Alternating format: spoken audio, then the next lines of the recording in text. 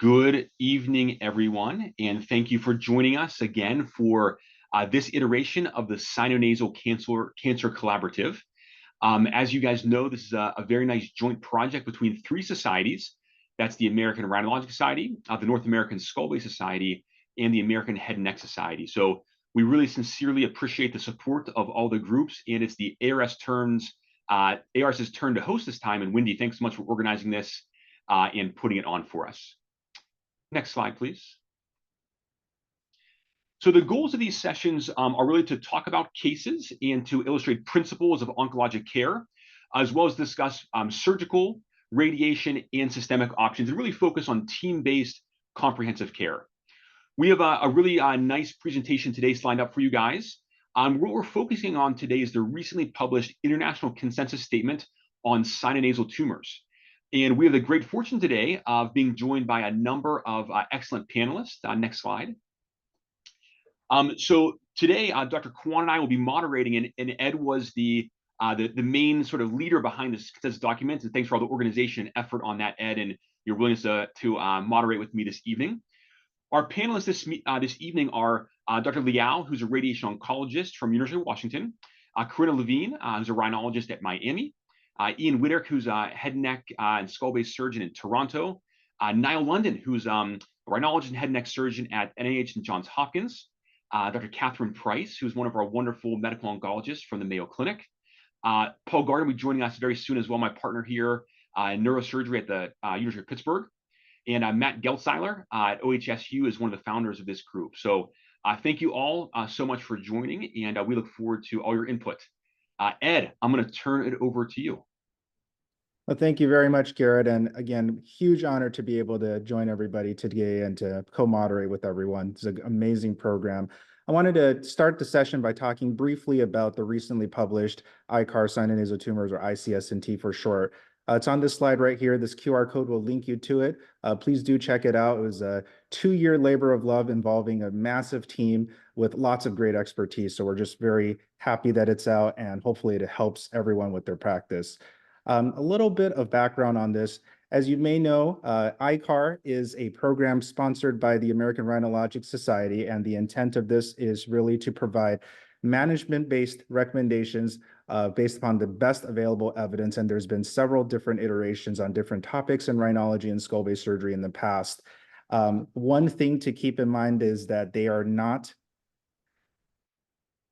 guidelines. ICAR is intended to inform on the evidence, but individualized surgeon and treating provider and patient preferences must be taken into consideration, and therefore they serve as a guiding point, but not as actual guidelines for standard of care. So one thing that was missing from a kind of a home for all sinonasal tumors and masses is basically there isn't a good place for this.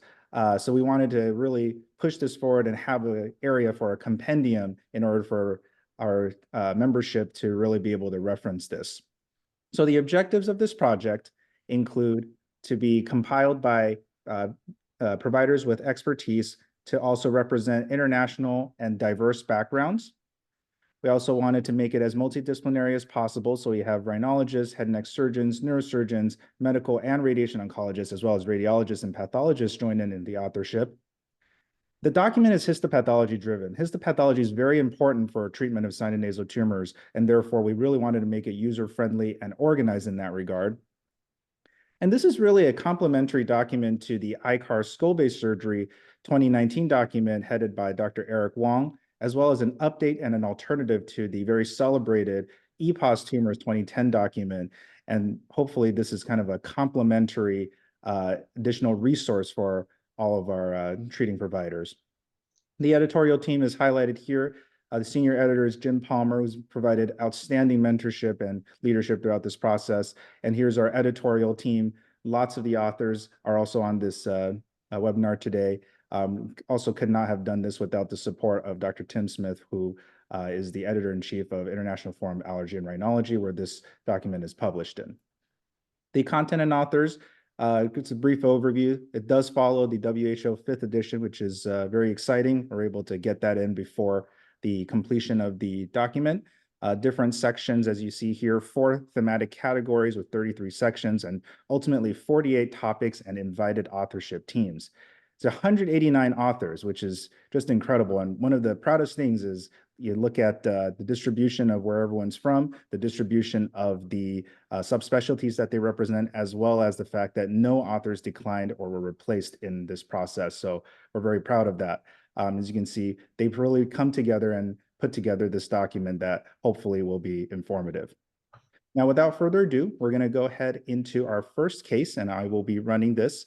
This is a case of a SMARCB1 deficient sinonasal carcinoma. So we'll start with just the very basic imaging. So this is a patient who he only came to clinic with a CT scan, has no MRI. So I'm going to start and ask Dr. Witterick, how would you manage a patient knowing this pathology with this scan alone? I'm showing just the representative slide here with regards to skull base erosion and the orbital involvement.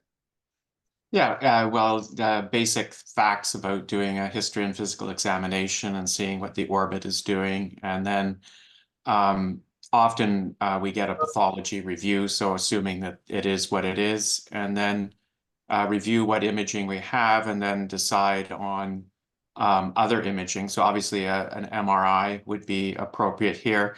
And then whatever type of metastatic workup that you would normally do. In this case, I think a PET CT would be very worthwhile to look at for metastatic disease.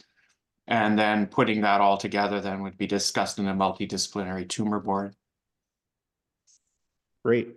And then knowing that it is now a SMARCB1 deficient sinonasal carcinoma, where you have the biopsy proven diagnosis, how would you recommend treatment if there is no metastatic disease in this patient? Well, we would normally start with discussions around neoadjuvant type treatment, and then look at the response, and then go on to consider chemoradiation and look at the response there, and then versus surgery with that. So we have to look at a whole host of factors and patient preference. Wonderful. Thank you so much for sharing that. It's very, very comprehensive and well said. So we did cover this in the ICARS nasal tumors document, where we talk a little bit about management options for different tumors based on histopathology. So in this case, as you mentioned earlier, Dr. Witterick, we do look at neoadjuvant chemotherapy response as a guide for treatment based off of the MD Anderson paper. It was provided really strong evidence for us to be able to delineate out responses and subsequent treatment methods. So then this patient underwent initial treatment with induction chemotherapy followed by chemoradiation, and he had a complete response. 9 months after his treatment, he continued to have really bothersome quality of life issues. So he underwent a bilateral sinus surgery for post-radiation sinusitis. Tissue specimens sent during the sinus surgery were all negative for tumor. He did not have any signs of that. 1 year after his sinus surgery, his PET CT demonstrated no evidence of any disease. So he was still disease-free. And then 3 months later, in surveillance MRI, he developed a right-sided ethmoid mass. And the biopsy confirms recurrent disease. Dr. Geldzeiler, what are your thoughts about this phenomenon at this point?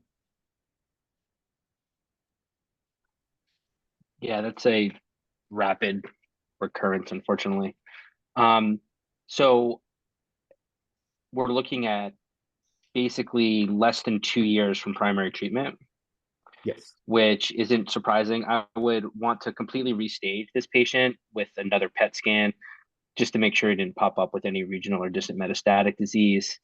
And then, assuming that he was able to get full dose radiation to the local site, he's within 2 years. I would want to know more about how that orbit's doing. Is he having any double vision? And then, it's hard to tell from this single slice if what that dura too is exactly doing. I would kind of want to look more closely also at a CT scan just to kind of get a better sense, and if I felt like there was dural involvement. But general principle would be I would send this tumor off for genetic analysis to see if there was any systemic therapy, but I would likely offer this patient surgery, assuming that there's no T2 signal change in the brain. And then regarding the orbit, I'd have a pretty low threshold to exonerate a patient like this, although it almost looks like on this slice that you could maybe try to preserve it, but I would go into the surgery telling the patient that if we couldn't clear that orbital margin, we would have to take it. Very well said. And definitely a little additional information is he did have no evidence of other systemic disease, just localized. Couple of questions since you brought up some of the treatment algorithms and possibilities for this patient. Dr. Liao, would you consider re-irradiation if the patient had a full course of radiation in this case? Yeah, it's a good question. I think this soon from his prior treatment, I would be reluctant. We're pretty selective about re-radiation in general, in this region. This looks to be kind of within field recurrence, along this frontoethmoid region and medial orbit. So it would have been, I think, within his prior field and we received full dose. I don't see a relationship to the, orbital apex there, but the frontal lobe there would have received full dose and would have had 60 gray. So I think if this is resectable disease and that's an option, I think that would be preferred, versus systemic therapy. But tough case. I definitely have seen cases of a local infield relapse for this entity. Appreciate it. And also, Dr. Geltzer, back to your question. He actually had no orbital symptoms at all. Yeah, intact vision, extraocular movements intact. The only symptom he had was a little bit of bloody nose. So, of course, these are very challenging. Repeating chemotherapy, Dr. Price, what is your thought about this regarding, he just had quite a few doses and he has this local recurrence? So I would definitely consider that as an option. I would look to see, what his response was to the induction chemotherapy by itself, to see if he did have chemotherapy sensitive disease at that time. This is a relatively fast recurrence, but it still would have been quite a while since his last chemotherapy dose. So I wouldn't take that off the table. We don't have a huge list of effective chemotherapies for this disease. So, I wouldn't want to throw something out too early. So I would definitely, look back at his original regimen. If he'd had a good response to induction chemotherapy, offer that as an option to retreat. Agree completely with getting, molecular testing to see is there something targetable, because even if, best case scenario, he'd responded to that initial therapy, which was probably a platinum-based regimen, and you retreat, that still is only going to buy you a certain amount of time. You can't continue somebody on platinum doublet chemotherapy indefinitely. So you kind of have to start in parallel looking for other options, that you might be able to use if, as kind of a maintenance therapy, if you're successful at debulking it initially, or just to have in the future. Certainly if this patient were to go to surgery and then be followed afterwards, you might put those in your back pocket immediately. But in my experience with these cancers, they're often not as chemotherapy sensitive as some of the other sinonasal cancers that we see. So I think it's a little bit tricky. And so looking at kind of what actually happened in vivo with somebody with chemotherapy response can be helpful. Thank you for sharing that. Yeah, his initial response to the chemotherapy was pretty dramatic. So he actually did, fortunately, have a good response to the neoadjuvant treatment. So we also brought up a little bit when we touched upon it by Dr. Geltzer, management considerations for the orbit. Dr. Levine, any additional commentary on just what you would do with the orbit in this case, knowing that there's no symptoms related to it? Yeah, obviously it's much harder when there's no symptoms. I think that, some of that is a discussion with the patient themselves and kind of talking to them about their, prognosis now that they've had a recurrence. One thing that we have done previously is to take periorbita and take orbital fat, and then try to kind of recover that area so that we're still taking a margin on it. It's not always the best margin, but we've had some success with that. And I do think that that would be something I would talk to them about as an option, especially since that could preserve a lot of the function and still give you a little bit more cushion. But I do think that that is a really tough discussion with a patient, especially when they have really good function. Great points. And definitely not a lot of consensus in that, as you'll see in the ICAR document. Dr. Gardner, if we resected the skull base regarding reconstruction, especially with a history of recent radiation, what are some considerations and any changes in the strategy for you? Sure. I think, this appears to have pretty clear dural involvement. And even if you're unsure, I think if you're doing surgery for this, you're trying to get margin on it. And that would mean an anterior craniofacial resection.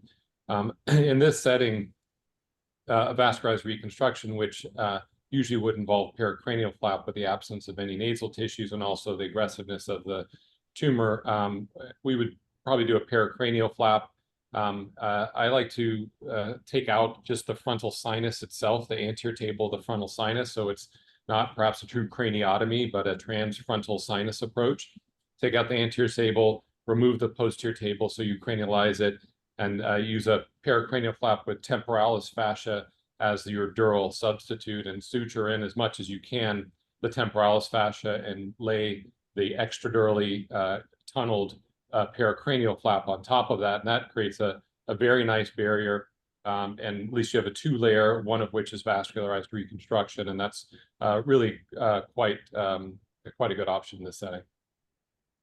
Yeah, these are challenging reconstructions because of the radiation as well. So, and then role of immunotherapy, and we briefly touched on this. Dr. Price, can you expand a little bit more on kind of your experience with immunotherapy in patients with these problems? So definitely a tough question. I don't think we have a lot of really good data. I think in the face of a bad tumor, especially a recurrent one, we'll often throw a lot of things at it. And so, thinking about chemoimmunotherapy, is reasonable, but, it would be better or nice to see if there are some markers of immunotherapy response. If you were doing some additional sequencing or testing, if you saw, higher mutation burden or had other, surrogate markers, PD-L1 can be done, although, it's an imperfect predictor of response. Again, I haven't seen a lot of, great responses with immunotherapy as single agents in these tumors. So I tend to incorporate it with chemotherapy, if there's a reason to do that. That's not to say still wouldn't do it, especially if they had a marker that would suggest benefit. But I haven't seen a lot of sort of really durable, good responses like we'll see, a little bit more frequently in some of the squamous cell cancers. Great. So he underwent, we talked about his case at Tumor Board again. He actually underwent additional courses of neoadjuvant chemotherapy. He went through 2 cycles and had a repeat scan. That was his new repeat scan. It looks like the tumor grew a little bit more in the vertical dimension inferiorly. So the thought was, okay, well, he's not responding. He's progressing through something that he responded to earlier. So to surgery we go. I took him to surgery. I sent frozens. There's no tumor in the specimen anywhere. All margins were negative. And then he had a PET done relatively soon afterwards, which also showed no additional disease anywhere. That's what it looked like post-op. Very limited resection, really, because there was no tumor in the specimen. Nothing along the lamina, nothing along the skull base. So, Dr. London, have you seen this type of phenomenon before? And what are your thoughts about it? That's actually quite surprising. So he previously biopsy positive when you said after 3 months of that PET CT, that was biopsied in clinic, it was positive, and then got 2 more rounds of chemo. Yes. Interesting. I don't know that I've seen that with chemo, maybe with, some patients with immunotherapy, but not necessarily for SMARCB1 deficient carcinoma. Very surprising.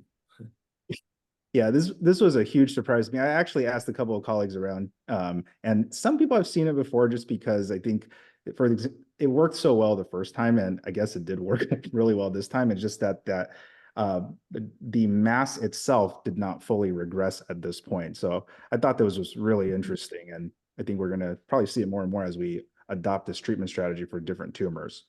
How long ago was that? That was a year ago, and then I have the next part of the story. So he then developed this about a year afterwards, being completely free of disease. But this is different appearing and in a different location, or it's close, but it's actually a little more anterior. Okay, so this was interesting as well. So actually, Dr. Geltzeiler, since you brought it up, what do you think? Options at this point? I mean, it's the same thing I said. I would restage him again. I mean, this disease has a propensity to have distant metastatic failure, so I would worry that's going to happen at some point. This looks like, at least in the left-sided image, that it's even more in his orbit. Again, I would ask him about symptoms related to that. And I mean, it almost looks more unilateral than it did last time. You know, this, if I was I would definitely offer upfront surgery now that he's kind of failed this treatment strategy twice. You certainly could do it again, give him another more induction and do it again. But I mean, this thing keeps on recurring, and now the interval is actually earlier. And I wouldn't try to preserve the orbit with that scan. I would do an orbital exoneration with neurosurgery, and we could take out that adjacent dura directly through the orbit and then reconstruct it with a free flap. Yeah. So, you know, it's interesting to say that he, again, had no symptoms except for nose bleeding. That's really what it turned out to be. You biopsied that was biopsy proven recurrence. Proven recurrence yet again. Yeah. Same tumor type as well. So this patient is very much against highly aggressive surgery, of course. So we had the discussion. He ended up wanting to go with the option of getting treated again with a similar regimen, although he's now also on immunotherapy, and he's about 6 months out again without any disease again, and also no metastasis. So the saga continues, but I felt this case was not your typical scenario for an undifferentiated carcinoma, and felt like it was a worthwhile discussion. I learned so much from everybody. So appreciate all of your thoughts. I think the next case is going to be Dr. Chobe. So Dr. Chobe, go ahead and take it away. Thanks, Ed. Really interesting case. Thanks for presenting that, and appreciate all the insights from the panelists. So we're going to change gears a little bit, and I'm going to present a sinonasal mucosal melanoma case. Go to the next slide, please. Certainly this disease entity is one we discussed quite a bit and is rapidly evolving in treatment. On the Carl Snyderman good, bad, and ugly scale, I think we would all consider melanoma to be on the ugly side of that scale. So this is a middle-aged woman who presented to me with 6 months of some decreased sense of smell, nosebleeds as well.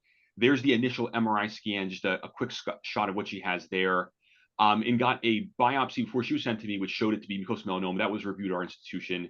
And the next few slides, just some CT scan sort of sample images showing this right-sided ethmoidal tumor abutting the skull base. Based on the MRI scan, CT scans, the bone is relatively intact, and perhaps a little bit of dural touching, but probably not direct involvement of the dura on that MRI scan. Go to the next slide, Ed. Perfect. So this was her biopsy. The genetic panel was negative, which is not altogether uncommon in mucosal melanoma. Ki67 was 32%, so high for most tumors, but in melanoma, we see many of them above 40%, so kind of moderate to high in Ki67. PET scan was clean, and there's an endoscopic image there just below. We can go to the next slide, Ed. Perfect, to the next one. So the first question to the panelists is, in my practice, we have moved quite a bit towards induction immunotherapy for most mucosal melanomas, again, because of their aggressiveness and their propensity for distant spread. But this is a bit more of a unique case. This is a limited disease case. This would be a T3 N0M0 mucosal melanoma, so limited disease. So in a case like this, what I wanted to discuss with a limited local disease burden, no regional metastatic disease, what would people's thoughts be on the role of surgery for this disease? And perhaps I'll start with Dr. Witterick, if you would chime in first on, again, local only, resectable mucosal melanoma and the role for upfront surgery. Yeah, I never know what to do with mucosal melanoma anymore. It's like an open season Yes. on that. It typically, we're not in Toronto, we're not quite at the stage where we're giving induction immuno, although we talk about it all the time. Yeah. We just haven't done it. And so typically what happens is that we resect it, and then it comes back to tumor board. Then there's a discussion about, do we radiate it or do we do immuno? And we're typically going more to immuno now and sort of saving the radiation for when and if they recur later on. That's sort of, because radiation, we can, Dr. Liao, but it sort of helps with local control. Maybe local regional control doesn't really impact overall survival much. It's really the immuno that's been the game changer. Yeah, I agree. We have those same conversations. It seems like every other week in Tumor Board about these plus and minuses. Dr. Price, if I could ask you to chime in, we use a lot of immunotherapy now for mucosal melanoma. Maybe chime in a little bit on your thought on that as an upfront treatment strategy and or as an adjuvant treatment strategy. Yeah, so I think tough. I mean, certainly immunotherapy, melanoma is the original tumor for immunotherapy. I think it's challenging for mucosal melanoma because the response rates are not really as robust as you'd see, with cutaneous. So it's always a little bit hard. This case would be really hard just because it is, kind of earlier stage, and you could potentially just resect it. So I'm not sure what the right answer is here. Our groups here tend to do, induction nivolumab, ipilimumab, either alone or sometimes even with radiation prior to surgery, and then, offer some adjuvant nivolumab, kind of borrowing from some of the stage 3 melanoma. So, I think we are pretty aggressive about incorporating immunotherapy. In part because we don't have a lot of other really good options too, and these don't tend to be, BRAF mutant, or as sensitive, to chemotherapy and things like that. So we do use it a lot. I think this case is a true gray area. Yeah. And if you just click to the next slide, and Dr. Price, just one follow-up question for you, and you alluded to this already. Obviously in cutaneous melanoma, BRAF inhibitor therapy has been a game changer. 60 to 70% of cutaneous melanomas have a BRAF mutation. Unfortunately, in mucosal melanoma, it's in that sort of 2 to 4% range across the board. In your experience, though, if this did have a BRAF mutation, would you consider a BRAF inhibitor therapy as opposed to more non-targeted immunotherapy? Oh, that's a good question. I would, and I'm trying to think if I've had a BRAF mutated mucosal melanoma, but I think I would probably still, lean towards immunotherapy as frontline treatment. Next slide, Ed. Can I ask her a quick question? Sorry Yeah, to please, interrupt. Matt, go ahead, Matt. Go ahead. So do you find a role for immunotherapy in a strictly adjuvant setting in this disease, or would you only give it adjuvantly if you had given it in the neoadjuvant context prior? Yeah, I mean, we, tend to do it if we've done it up front, and you have some, at least some sense potentially of, pathologic response and tolerance and all of that. Yeah, just because, and in the rest of the head and neck, and just correct me if I'm wrong, we've been finding that unless there's gross tumor up front, like in just a strictly adjuvant setting after surgery, we've found that immunotherapy doesn't really work all that great. Is that fair? Yeah, I mean, are you talking about for squamous cell carcinoma of the head and neck? I mean, we really don't use it. I mean, there's trials ongoing. We don't use it for squamous cell cancers in the head and neck, in the adjuvant setting. We don't use it with radiation either in the definitive setting. Occasionally we'll use it as part of a kind of neoadjuvant, regimen. Usually we would like to do that more on trial, but occasionally we do it off trial. But I agree, in the adjuvant setting for just head and neck cancer in general, we really don't use it. Yeah. Dr. Liao, just to sort of get some input here, and Dr. Whitterick, astutely mentioned earlier that radiation has been shown to increase local control for mucosal melanoma, but at least to date, there's not much data showing survival benefit. Yet we oftentimes use it because of local control, as well as sort of, what else do we have to use for this disease process? What are your thoughts on radiation for mucosal melanoma, either as an adjuvant treatment or as a definitive treatment, perhaps with upfront immunotherapy? Yeah, great question. We debate also the same questions of what is the optimal sequence with these. So it's such a challenge. I would say from the patients I've seen, there's also a pretty diverse natural history with these patients. Some of them definitely do blossom with distant metastatic disease very quickly, but I have some that have had a more indolent kind of disease course of just a tendency towards local recurrence. We will usually discuss these in multidisciplinary fashion, and have patients meet with all services. And in a patient with more kind of confined localized disease like this, that's amenable to endoscopic resection, we usually go for surgery, and then we discuss the possibility of postoperative radiation and immunotherapy. What I do tell patients exactly that there seems to be a signal towards reduction in local recurrence, but not a clear impact on survival, or distant metastasis, which kind of mirrors our experience with cutaneous melanoma. Yeah. But I have had patients, that were long-term survivors that had more localized disease like this, where we treated with surgery, we treated with postoperative radiation to optimize or local control, and then plus minus, adjuvant immunotherapy.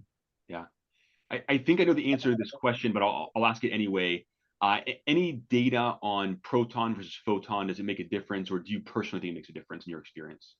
Good question. We were just reviewing that actually coincidentally and working on a manuscript now. We have a very small series. It's about 10 or 15 patients that were treated with endoscopic resection, post-op proton radiation, and then plus minus adjuvant systemic therapy with immunotherapy. From that, the local control was very favorable in that, but it was very short-term follow-up. It was in like the 90% range, but, patients failed with distant metastatic disease, unfortunately. And it was a small series, but it wasn't clear that adjuvant immunotherapy made a difference. As far as radiation technique, we tend to treat patients with protons a little bit preferentially over IMRT.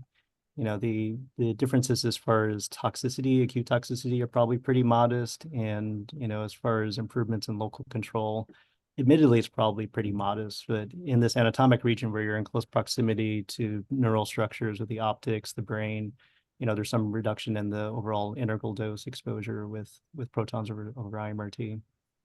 Dr. Whitaker, I think you had a question. Oh, yeah, I was just going to sort of anecdotes, but the recurrence is when they have in the nose and in the skull base, and then they start to bleed, and it's a real management and horrible problem for the patient. So that's why my bias is often towards saying radiation to try and slow down or prevent some of that if possible. Because if they're not responding to immuno, then you're trying that, and they're in and out of the emerge and in and out of hospital, and it's a real horrible thing for the patient. Yeah, so if we can control it, it's nice. Yeah, that's a very good point. Go to the next slide, Ed, if you don't mind. Fantastic. Paul, for a case like this, who else knows that a bad disease player, potentially amenable to surgery currently, when you think about a tumor like this, what would you recommend for a surgical resection if you were going to do upfront surgery for this patient? Well, I wouldn't let them think that that's going to be probably curative because of the concern for skip lesion that you mentioned. I think with a lesion like this, if you're going to do surgery and your plan is to do something close to curative, you need to be aggressive with it. And that would mean a margin, which in this case is not quite so straightforward as predictable, but at least the lamina propria, perhaps periorbita, skull base, and plus or minus dura in this situation. I think you can get a sense for what the involvement of dura is, but it is less predictable in this case. And I don't know that dura has to be resected in this. I would be curious to hear the rest of the panelists think. And in general, I would say that we probably stop shy of it unless the tumor clearly invades the bony skull base.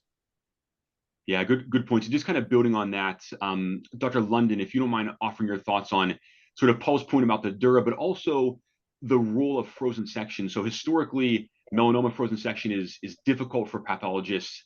What's your experience with frozens in melanoma? Things like dura resection, would you rely on a frozen to make that intraoperative decision?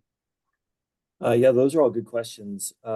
Typically frozens are inaccurate or, at best, not very helpful for melanoma. So it's really hard to be guided by those. In terms of whether, our group would take or consider resecting the dura, to me, it depends on where the tumor is attached to and where it's kind of invading along, whether it's kind of filling that sinus or if it's, along the entire skull base mucosa, then, there's a good chance it could be invading the olfactory phyla, in which case we would lean towards taking the dura. And as Dr. Gardner said, an aggressive surgery if you're going to go for surgery for this patient. Yeah. And last question on the surgical aspect, Dr. Levine, just mind commenting for us. Frequently, these have skip lesions. So we have the main tumor. We're going to resect that, but then, as I show in that picture in a separate case, there's skip lesions in various other areas. What is your approach to those? Do you try to chase and resect all those? Do you consider the cat's out of the bag at that point in time? What are your thoughts on skip lesions in mucosal melanoma? So I think, the reality is that once you have skip lesions that are visible in multiple areas, there are probably ones that are visible that aren't visible that you're just not going to be able to see. So I do think that anything really obvious that's easy to resect, we're all surgeons. We like to try to do our best to get as much disease out as possible. I think that that's reasonable. But I think that it's naive to believe that once you have seen a number of skip lesions that you're going to be able to get all of them during your surgery. It's extremely unlikely. Yeah, good point. Perfect. So I did just want to briefly show that there is a decent amount of evidence for mucosal melanoma. So I had the good fortune of writing this part of the document. And what I want to show here is that surgery with negative margins does have a survival benefit. So important to note. So if something is resectable, at least most data out there shows that there is a survival benefit to surgical resection. My fear, of course, that if I resect something and they heal from surgery for 6 weeks, and by the time we scan them for staging, they've met it out in those 6 weeks. That's something to think about as well with immunotherapy. Next slide, please. This is what's out there as far as the role of immunotherapy. We have really just an early experience with immunotherapy for mucosal melanoma. There's more data being investigated now and being published currently. But likely in those cases with advanced or metastatic disease is probably effective. And then there is some emerging data for induction immunotherapy as well. So certainly something to consider. Typically it's undifferentiated. So it's going to be something like Ipi-Nivo as opposed to a BRAF targeted therapy. But certainly we've used that more and more in our practice, both here in Pittsburgh as well as at Mayo Clinic as well.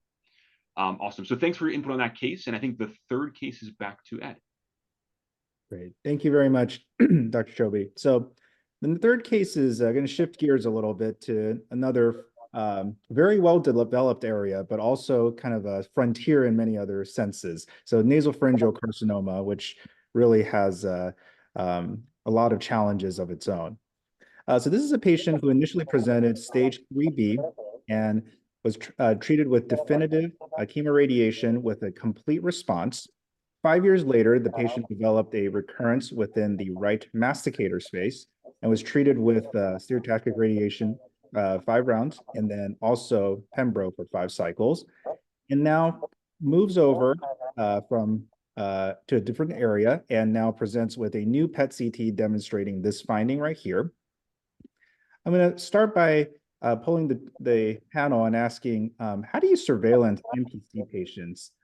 Dr. Price, what is your paradigm for this?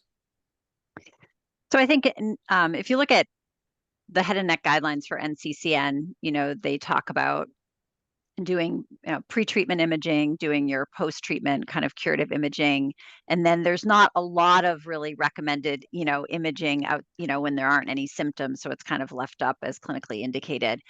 I always struggle with this, for nasopharynx, because you can't really see, or at least those of us without fun scopes, can't really see very well, and it's kind of like with some of the sinus tumors too, you sort of feel a little bit blind because you can't really feel as well or see as well. So we do tend to kind of get some, intermittent imaging on these patients, both, MRI imaging generally to look at the nasopharynx, as well as some form of, distant metastatic assessment, whether that's PET or whether that's CT scans.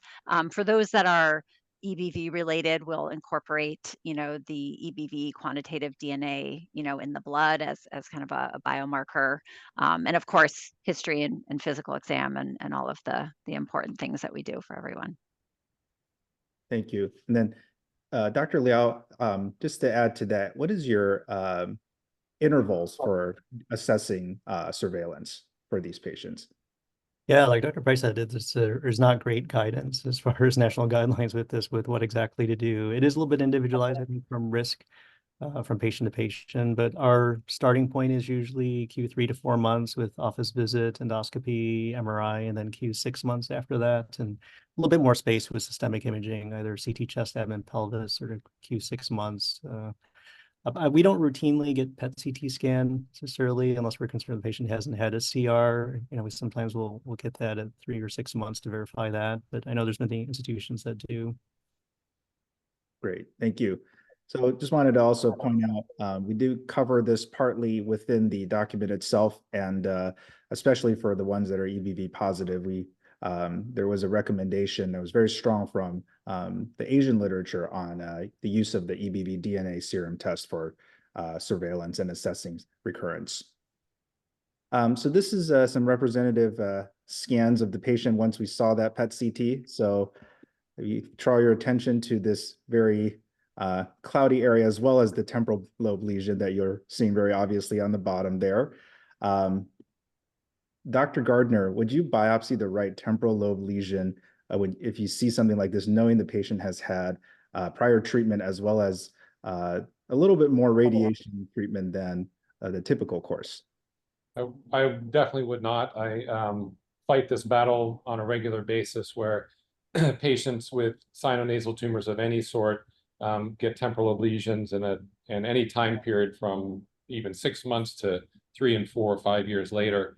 And it often is read as tumor recurrence, but these tumors, it's not the right substrate. These are not brain tumors. They don't grow in the brain.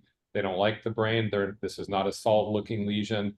And I always have to fight back about biopsying, and I definitely would not biopsy the temporal lobe.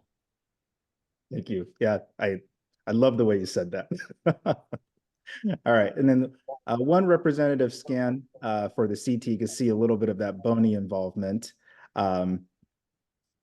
Dr. London, when would you consider nasopharyngectomy for nasopharyngeal cancer patients?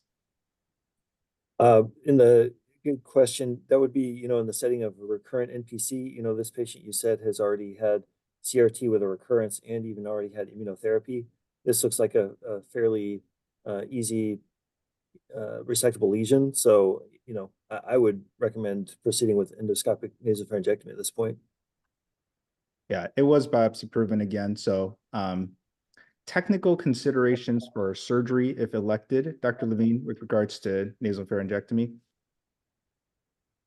Yeah, I think, there's some of the kind of the classic ones here. Whenever you're doing this type of surgery, obviously you want to have enough imaging to really see, that you don't have any aberrant carotid lesions, that you're not going to be super close to anything that is abnormal. But a lot of times that when you're doing this type of a resection, I think, the biggest part of this in many ways is just preparing the patient for what it's going to kind of be like afterwards, and making sure that you have a really good kind of frank discussion with them about that.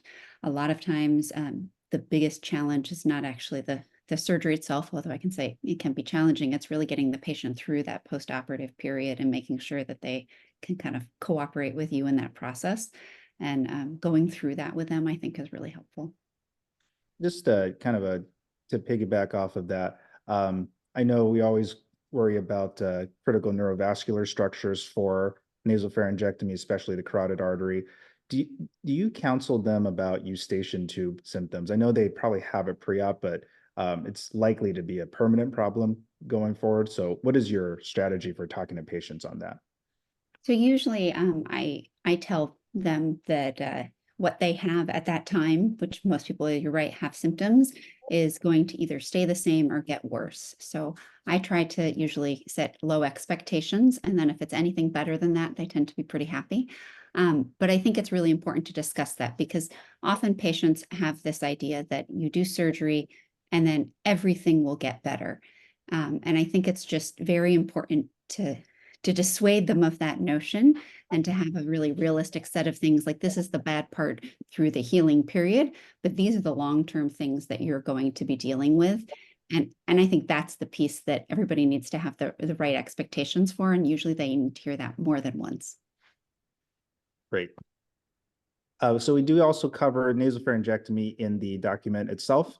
So it's been getting a lot of growing evidence base, especially also pioneered in Asia, especially for select early stage and maybe a couple of more advanced stage lesions. Of course, there's some frontiers being pushed on this where you see very amazing videos of carotid bypasses and sacrifices. And, I think it's probably going to get a lot more adoption as we learn more about the disease. Dr. Gardner, you had a comment. It's a question for really anyone in the panel is, what do people do for coverage after an endoscopic nasopharyngectomy, especially these patients who have been radiated and you may have exposed clival bone in that setting? Just curious as to thoughts on that. I mean, I think in this setting, it's really important to cover, the great vessels after surgery. If you can use a contralateral nasoseptal flap, that's helpful, or a pedicled temporoparietal fascia flap, or even if there's a really big defect, free flap if you really had to. Those would be some things I would think about. Would you do that if the carotid is only if the carotid is exposed, or would you routinely do it, Dr. London? I mean, I think it's hard to tell based on those two cuts from the CT, but for that particular patient, I'd probably try to use a contralateral nasoseptal flap to cover that area. It should be usable. Dr. Riderick? Yeah, thanks. I would do exactly the same as what Dr. London had said, but the ICAR document is absolutely wonderful in that, but there's been a Chinese guidelines from several communities of care there that are really quite good that were recently published.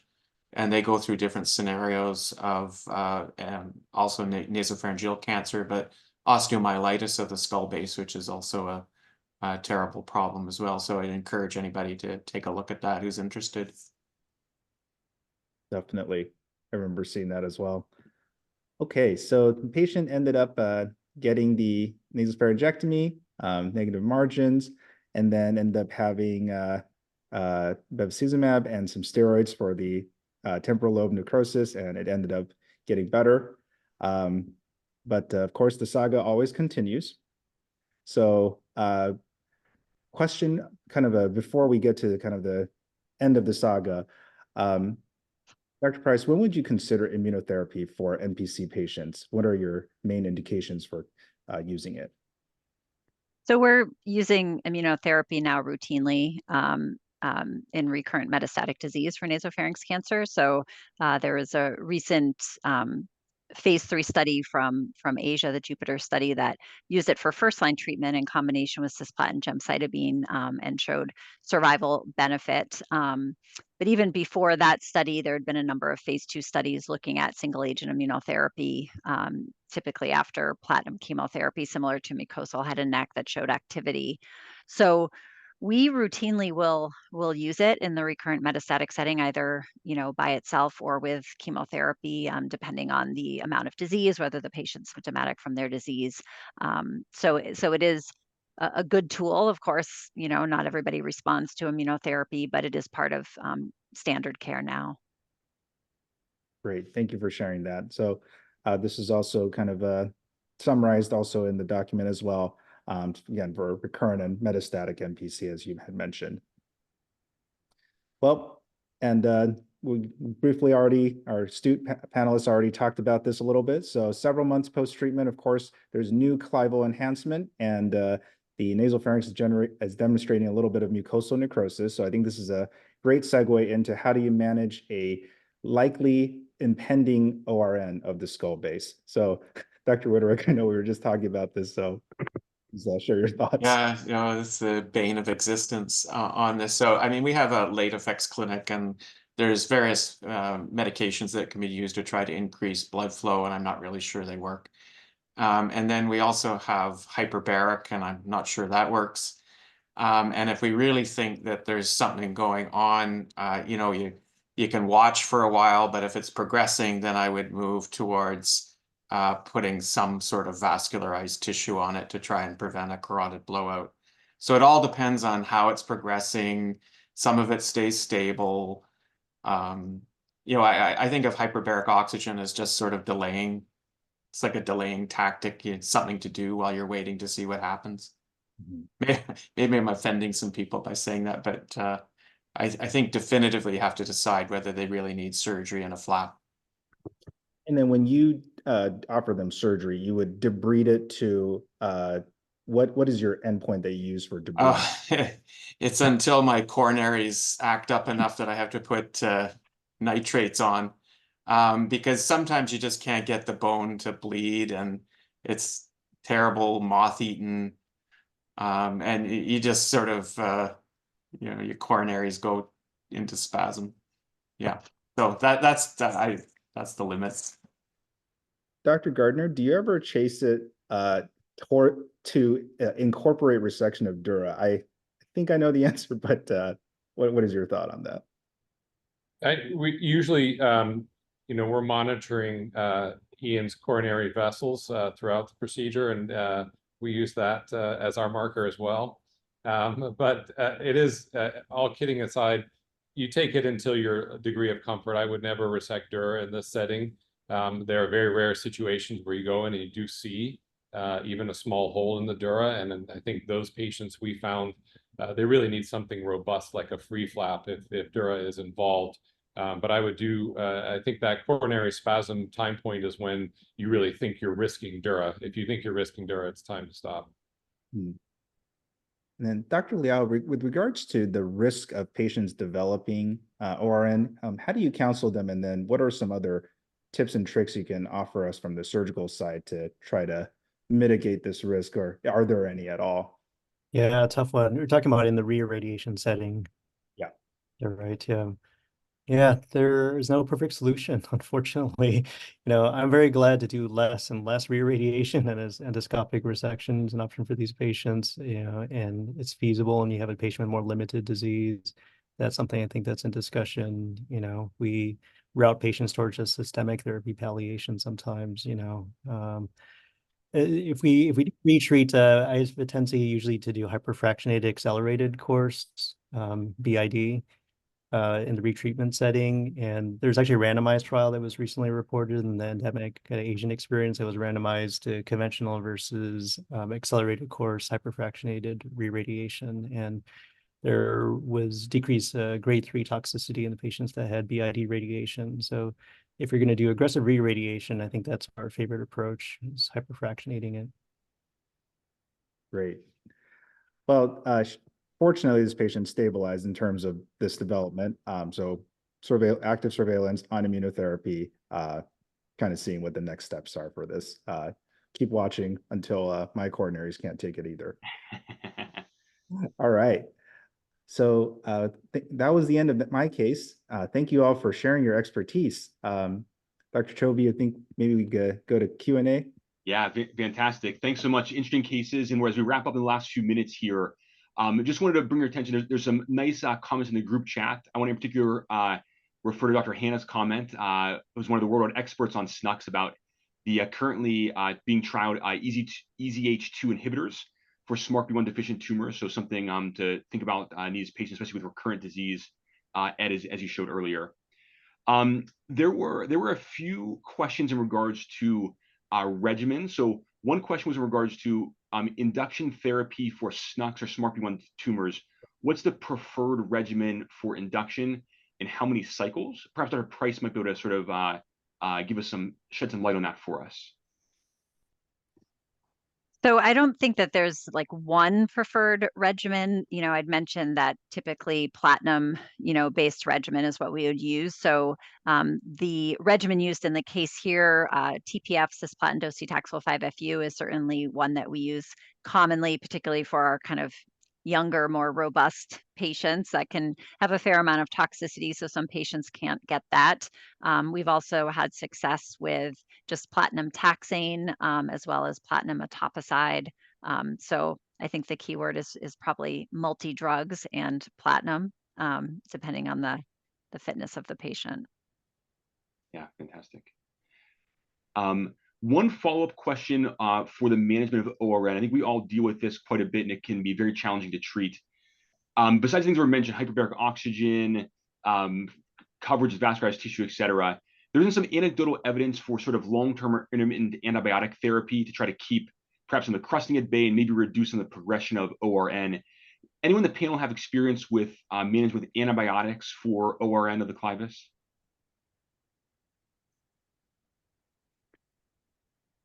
I did have a patient. It wasn't a nasopharynx patient. It was actually an adenoid cystic patient that had radiation a couple of times and we very aggressively treated her with, she had response to antibiotics alone, actually, fairly dramatic. And then we ultimately ended up doing a course of hyperbaric oxygen with IV antibiotics, together, sort of through the kitchen sink at her. And did have some success with that, but it's a challenging problem.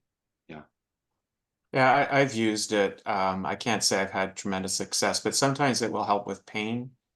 I've had that scenario.